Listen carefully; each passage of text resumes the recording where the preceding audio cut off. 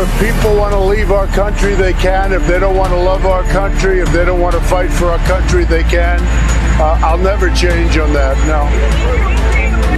Video tadi adalah video rekayasa menggunakan teknologi Deepfake.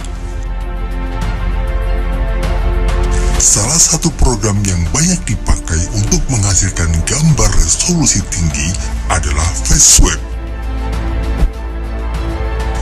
yang menggunakan pemrograman Python dengan basis TensorFlow.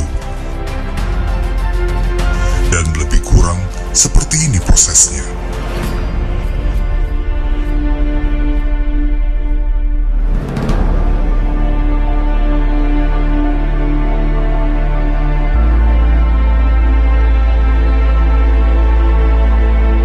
It's a very difficult bill to pass because there's a lot of moving parts, and the legislative process can be ugly. And resolution. Here's what the president said moments ago. About what? No, if people want to leave our country, they can. If they don't want to love our country, if they don't want to fight for our country, they can. I'll never change on that, no.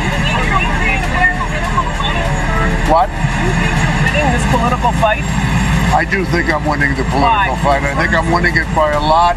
Why? I think that they are not espousing the views of our country, the 4 congresswomen.